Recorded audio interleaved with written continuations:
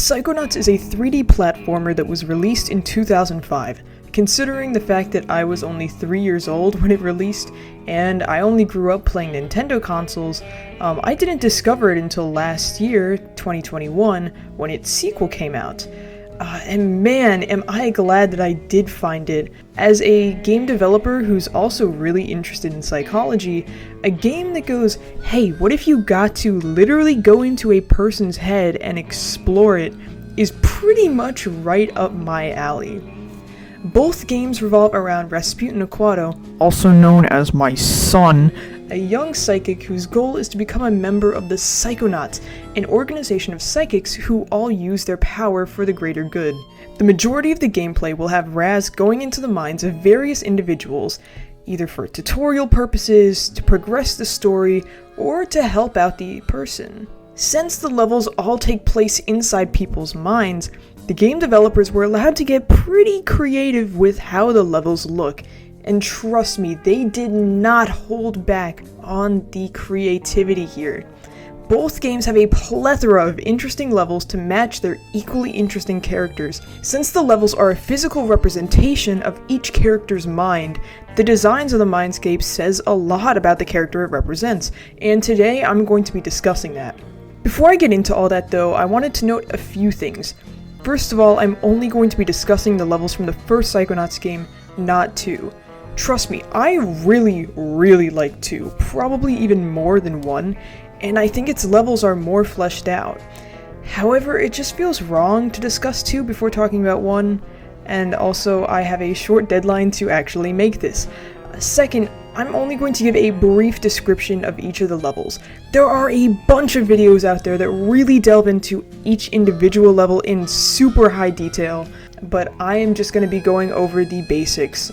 Also, unsurprisingly, there will be spoilers for the whole game, so you have been warned. Okay, one more thing I almost forgot. I will also not be discussing the Brain Tumbler experiment. The first level in the game is Coach Oleander's basic braining. Since Coach Oleander is a former army member, the entire level is meant to look like an army boot camp. It serves both as an introduction to the game and the mechanics, as well as, in context, a first class given to the campers of Whispering Rock Psychic Summer Camp, the camp that Raz is currently attending. Since this is the first level of the game, it's very linear. It's filled with tons of mini platforming challenges that teach the player how to use their different starting abilities, and just in general how to maneuver. Now, obviously, you could argue that the reason that this level is so simple is because it's a tutorial level, and you wouldn't be wrong with that. However, I believe that there is another reasoning behind this. You won't find it on your first time around because you have to use an item you don't get until later in the game to find it, but there's a memory vault in this level that shows that Coach Oleander was never actually a part of the military. It was all a lie. He wasn't able to actually get in. And so part of the reason that I believe that this level is so generic, so simple, is because of the fact that it is not his real mind. This is an illusion that he has created for himself and for the children. We see glimpses of the real parts of his mind in this, but more on that later. The next world is Sasha's shooting gallery, which is inside the mind of Sasha 9, a Psychonauts agent working at the camp who's taken an interest in Raz. Right off the bat, you can tell that this level is super different from basic braining. It is by far the smallest world in the entire game, with the entire level being one big cube with a bunch of different compartments. This cube is monochromatic, only being black and white, and it has a bunch of different geometric designs on it. Right away, we can tell several things about Sasha 9. First of all, we can tell that he is a very neat and organized person. Obviously, he doesn't have much room for error here, he doesn't have a whole ton going on. His mind is completely sorted, he's compartmentalized everything in it. Now, this level might not look super interesting at first, but it's pretty much used as a tutorial for your Psy Blasts. The different areas in this level all pop up when Raz hits different targets. Going through each individual area of this cube will show a different fundamental part of Sasha's life. Other characters in this game have mindscapes that reflect the character's overall emotions and experiences, But I find this one to be really interesting because here we see Sasha's direct memories. Not many other worlds have a direct correlation such as this, so we can see that Sasha clearly places a lot of emphasis on these life events. However, the fact that he also keeps them stored away in the cube is the game's way of saying that he doesn't like to think about these a whole ton. Maybe for reasons like grief or pain, he tries to shut them down and store them away. I don't know if this was intentional, but I like the fact that you have to specifically activate them with targets, almost like you trigger these memories to come out. These dioramas are also quite big in scale, which further shows that Sasha places a lot of emphasis on these and focuses on them as the biggest things in his life. The last of the tutorial levels is Milla's dance party, the 70s themed mine of Mio Vodello, another member of the Psychonauts who works along with Sasha and the others. This level works as a tutorial for the levitation ball ability, and the entire level is structured around it. As opposed to Sasha, Milla is a very carefree and fun-loving person, and this can be seen in the drastic difference between their two levels. Milla's is very colorful and energetic, whereas Sasha's was very rigid and dull. A lot of this level will have Raz going upwards, and although this makes sense because you're levitating, I think that it also makes sense because of the fact that Milla is a very floaty kind of person. She's very positive and always looks up, so it would make sense that you're traveling upwards for most of the level. One thing that I think is really interesting is just how this level shows how Milla copes with trauma compared to how Sasha does. As we saw in Sasha's level, he likes to store everything away and repress things. However, in Milla's level, you just continually move. You don't stop moving, you just keep on rolling on your ball. Milla's trauma can still be found in this level, but it's hidden away in hopes that the students don't find it, but she can't just shove it away and pretend like it doesn't exist. Instead, she just has to keep moving. She just has to keep on going. The fact that her level is fast and floaty only further supports this. The next world, Lungfishopolis, takes place in the mind of Linda, also known as the hideous hulking lungfish of Lake Oblongata. Linda is a lungfish who has been extremely mutated, who's controlled by Coach Oleander to kidnap the children from Camp Whispering Rock. The gameplay in Linda's mine is unlike any other level in the game for a few reasons. First of all, you have a limited moveset. This is mostly because you are giant. Raz in this world is much bigger, and this will impact your movement speed, making you a lot slower than usual. You also can't do some things like levitate, which automatically makes the level harder, and sometimes a bit of a slog to get through. The world is a giant city, and you are a monster, which makes sense because fish would fear people. You are much bigger than a fish in real life, even if you're a lot smaller than Linda. Now, obviously, since your movement is changed, you have to go about the level a bit differently than you usually would.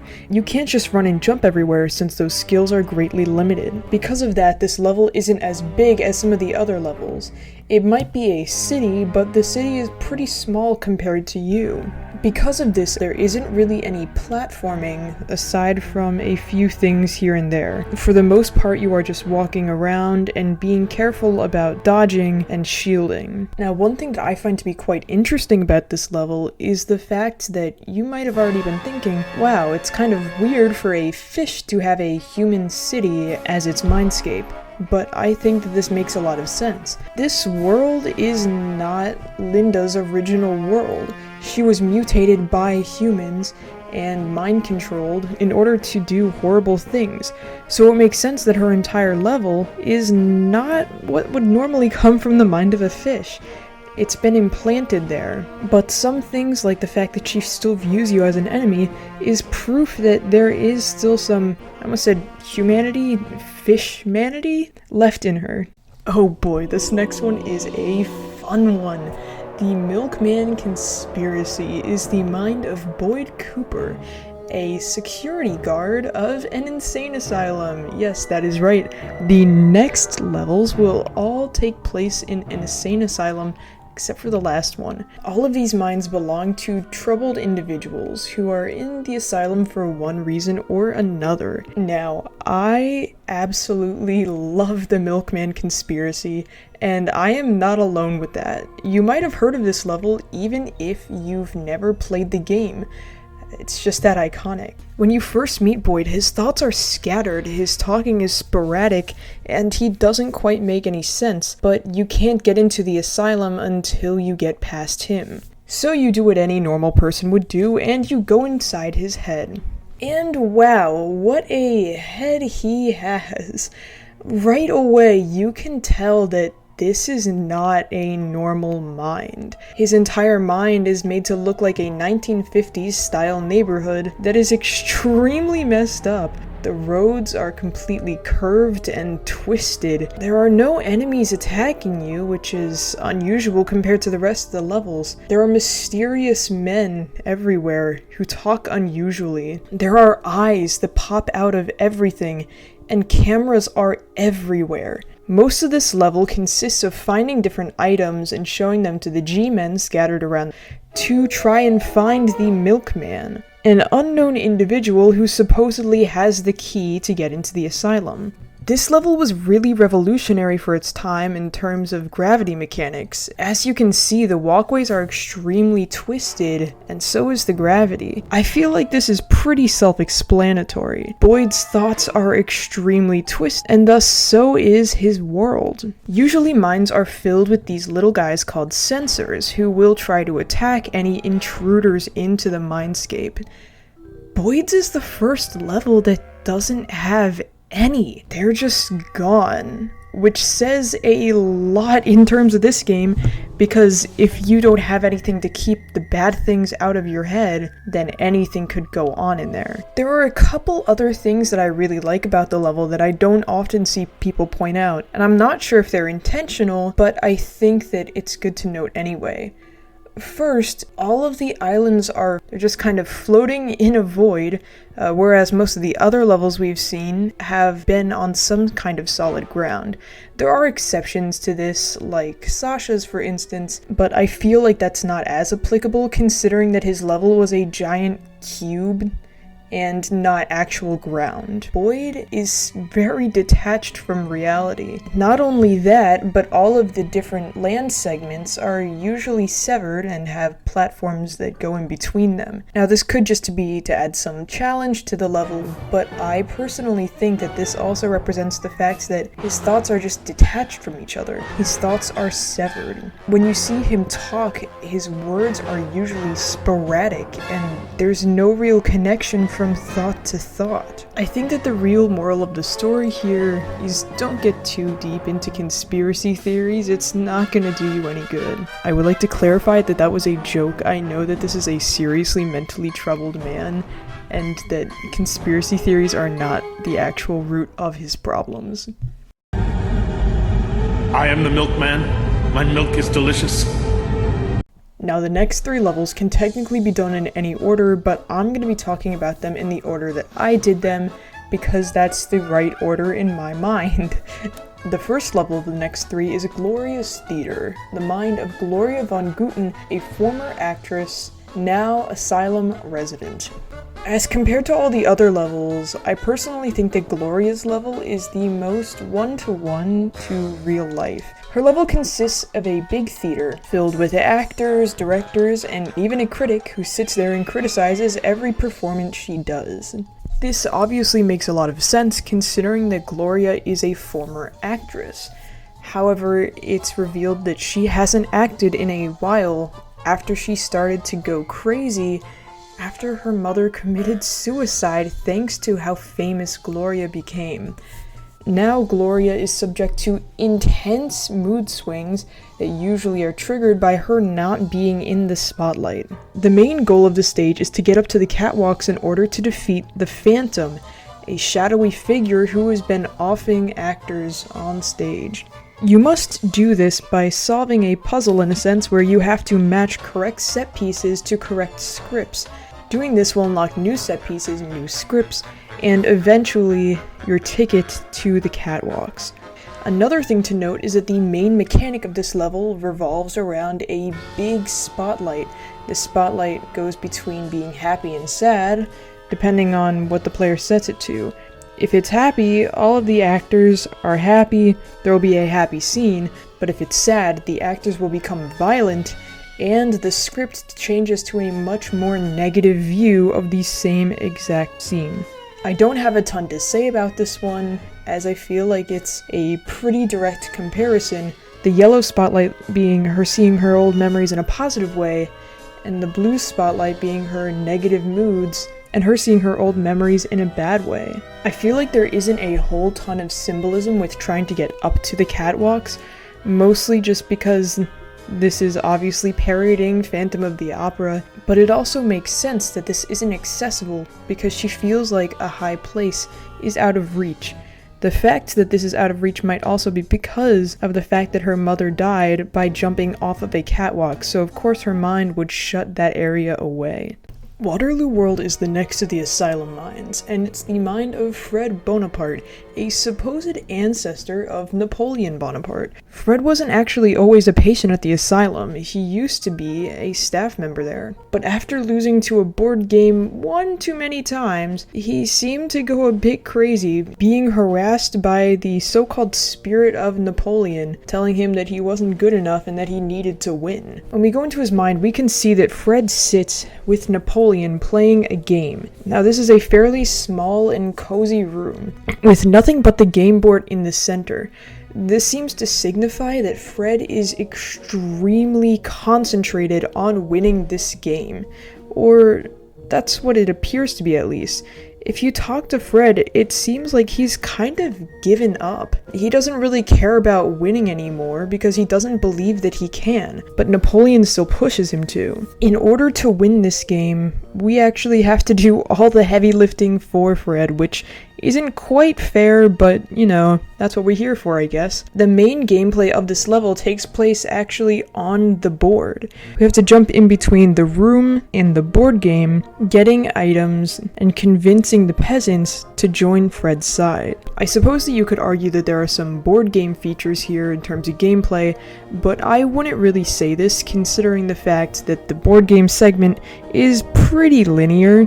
I mean, there isn't really any strategy to it, you just have to put the pieces in the right place and then boom, you're done. It's more of a puzzle segment, if anything. I would say that it's this level and Gloria's Theater that have more puzzle elements sprinkled into the gameplay. It's not just about platforming and getting to the end, it's about figuring out which pieces go where and interacting with the right characters. I'd also like to note that the small room doesn't have any actual attackable enemies. However, once you go into the board, you are bombarded, and this could be symbolic of how Fred feels attacked, so he retreats to a place where he's safe. When he goes out onto the board, he loses. He can't survive against all that, but sitting up in his seat, he's safe. I don't have much else to say about this level because I'm pretty biased against it. There's a singular jump here that took me, no joke, 45 minutes to complete because of how janky it was. So I'm just gonna move right on to the next world. Black Velvetopia is the mind of Edgar Tegley, a troubled artist who has a severe case of artist block. This world is much more colorful than all the other worlds and has a unique visual style. Obviously this makes sense considering that Edgar is an artist. The main focus of this level has you collecting cards to try to reach a mysterious woman up in the sky, who Edgar has been chasing for a while but isn't quite able to reach. You find these cards by going through the tight, winding streets of a busy city. Now, this city is pretty different from Lungfishopolis in the sense that you are normal sized, but that doesn't mean that there isn't a big enemy still. Elodio is a giant bull who constantly runs through the city streets, meaning that you have to be really careful about your platforming or else he will push you back to the beginning. As someone who has suffered artist block, I would say this is a pretty strong representation.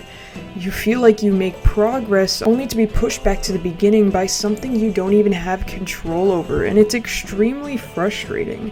Getting hit by Elodio being forced to go all the way back to the start can be really, really annoying, but that's just how it is, and that's how Edgar feels.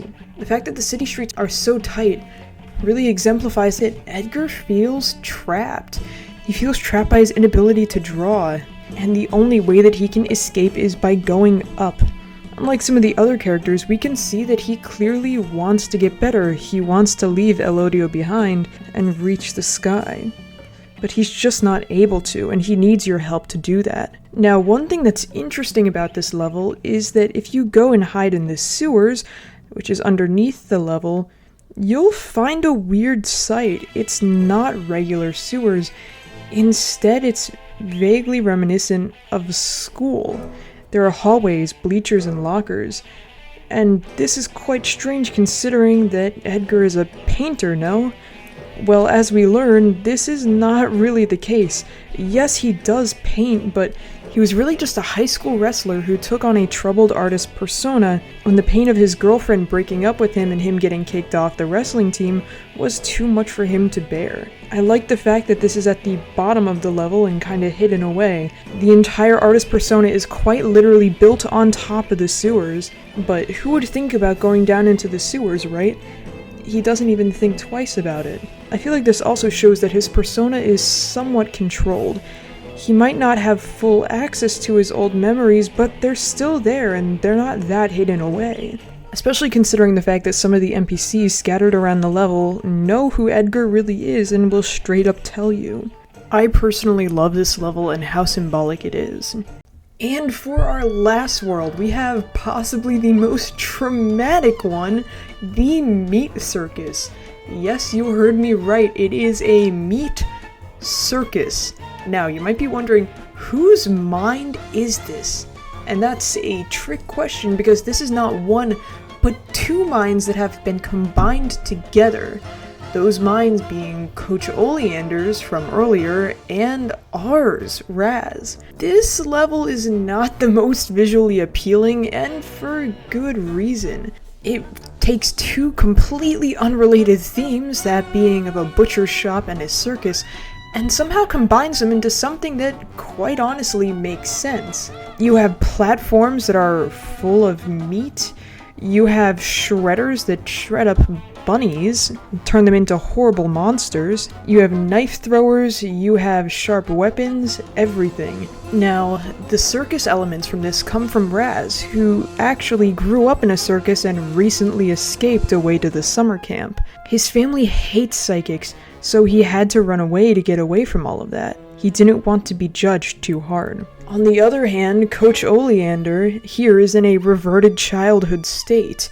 As we learn, he was deeply traumatized as a child from his dad's butcher shop, where his dad took and killed one of his pet bunnies. This is why we see the horrific bunny imagery everywhere, and we even saw it earlier in basic braining. The two characters here also have a combined fear of their father, for different reasons, of course. Obviously, Oleander is scared of his father because of how big and scary he was and the fact that he relentlessly killed one of his pets, whereas Raz is more scared because he's afraid that his father will disown him and hate him forever because of who he is. Though I still think it's interesting how this level leans more towards Raz than Oleander. I think this is partially because of the fact that we already saw Oleander's level earlier, and the fact that this is a child version of Oleander, whereas this is based more on Raz's current mind. Obviously, this level has the most difficult platforming out of the entire game, which makes sense even in context. It's a circus, of course he has to do a bunch of fancy tricks and difficult platforming challenges. It just makes sense with the setting, which is part of the reason why I think it was so clever to have a circus be this last area. I think that the melding of themes here is absolutely genius. We learn more about our character and the antagonist of the story while progressing through. It also serves as a fantastic conclusion for the game. We learn that maybe Oleander really isn't a horrible evil bad guy, he's really just a scared child underneath all that. We don't win by defeating him, we win by defeating his father and helping him through his trauma. This is one of the reasons why I love this game so much. It shows that even the bad guys aren't entirely bad, soulless beings.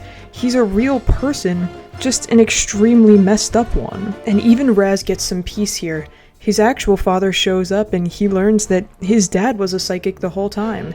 That's where he got his psychic powers from. His father is honestly really sad to see that this is how Raz pictures him in his mind, and he helps to defeat the monster that's in Raz's head. I really like this ending because it shows that, yeah, sometimes things are just all in our heads, and you need to face reality. Because sometimes what you think is reality isn't always true, and you just end up doing more harm to the people around you.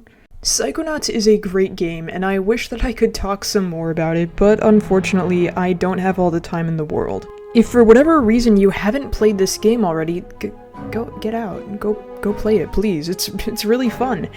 Even if you're not a huge 3D platformer fan, I think it's really enjoyable for anyone. Mind you, the game isn't perfect. There are parts that are slow, there are parts that seem to drag on for a bit too long, and in retrospect, the coverage of mental health isn't entirely great. There are some disorders that aren't portrayed 100% correctly, but I think that it does its job for the most part. Also, Psychonauts 2 is really, really good. You should please check it out, please, please, please, please, please, please.